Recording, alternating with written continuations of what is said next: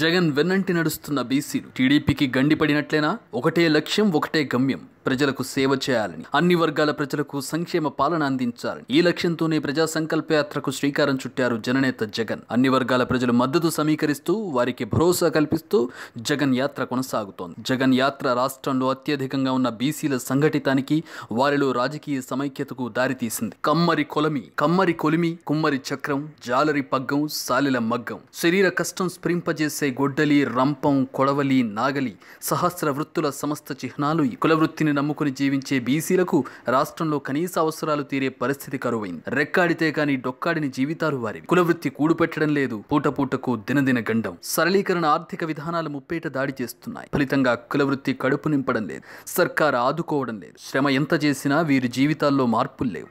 TDP ఆవిర్భావం నుంచి పార్టీలో కొనసాగుతున్న ఎటువంటి పురోగతి లేదు. సామాజికంగా, ఆర్థికంగా, రాజకీయంగా కూడా బీసీలు ఎదుగుదల లేక దుర్భర జీవితం గడుపుతున్నారు. గత ఎన్నికల్లో అందరినీ వంచినట్లే బాబుగారు బీసీలకు ఎన్నో హామీలిచ్చి ఆ హామీల అమలు మాత్రం మర్చిపోయారు. 2014 ఎన్నికలకు ముందు టీడీపీ అనేక హామీలు ఇచ్చింది. ప్రతి సంవత్సరం 10,000 కోట్ల నిధులతో బీసీ సబ్ ప్లాన్ అమలు చేస్తామని ప్రకటించారు. వాటి అమలు మాట అలా ఉంచితే బీసీల మనోభావాలను పూర్తిగా దెబ్బతీసేలా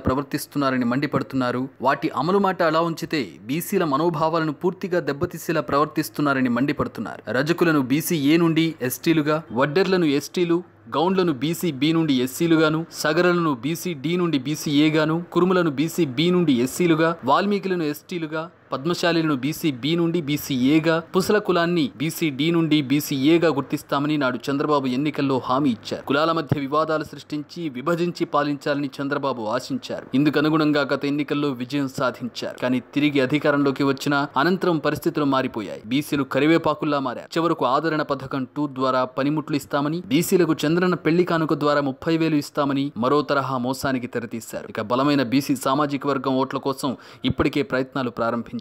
బీసీలు పాలకులైతేనే బీసీలకు న్యాయం జరుగుతుందని, వైసీపీ బీసీలకు రాజకీయంగా ప్రాధాన్యత కల్పిస్తుందని జగన్ కు తమ మద్దతు అంటూ ఏకమవుతున్నారు. చితికిపోతున్న కులవృత్తులను మళ్లీ జీవం పోయడానికి కృషి చేస్తానని ప్రతిపక్ష నేత వైఎస్ఆర్ కాంగ్రెస్ పార్టీ అధ్యక్షుడు వైఎస్ జగన్మోహన్ రెడ్డి భరోసా ఇచ్చారు. పేదలందరికీ అండగా నిలుస్తానన్నారు. పాదయాత్రలో భాగంగా చితికిపోతున్న చేతి వృత్తులను, చంద్రబాబు పాలనలో అధోగతిలో ఉన్న కులవృత్తుల కన్నీటి వెతలను దగ్గర నుంచి పరిశీలించారు. చేనేతన్న మగ్గం పట్టుకున్నారు, గీతన్న గోడును, మత్స్యకారుల మనోగతాన్ని విన్నారు. సలూన్ షాపుకెళ్లి అక్కడ కుర్చీలో కూర్చుని నాయి బ్రాహ్మణుల ఇబ్బందులు అర్థం చేస్తూ బాధలు చెప్పిన రజకులను ఓదారుస్తూ వారి చేతిలోని ఇస్త్రీ పెట్టెతో ఇస్త్రీ చేశారు. మామిడి రైతులు, యాదవుల గోడు విని నేనున్నానని వెన్నుతట్టారు. ఇప్పటికే బీసీ డిక్లరేషన్ ప్రకటించిన జగన్ బీసీల అభ్యున్నతికి సైతం ప్రణాళికలు సిద్ధం చేశారు. ప్రతి కులానికి కార్పొరేషన్ ఏర్పాటు చేసి నిధులు కేటాయిస్తామని హామీ ఇచ్చారు. బీసీలకు పార్టీలో అధిక ప్రాధాన్యత ఇచ్చి రానున్న ఎన్నికల్లో సీట్లు కేటాయించనున్నారు. జనాభా దామాషా ప్రకారమే రాజకీయ ప్రాధాన్యత ఇవ్వనున్నారు. మొత్తం జగన్ బీసీల కోసం చేపట్టిన ప్రణాళికలు టీడీపీలో గుబులు పుట్టిస్తున్నాయి. టీడీపీకి వెన్నుదన్నుగా ఉన్న బీసీలు ఇప్పుడు జగన్ వైపు నడుస్తున్నారు.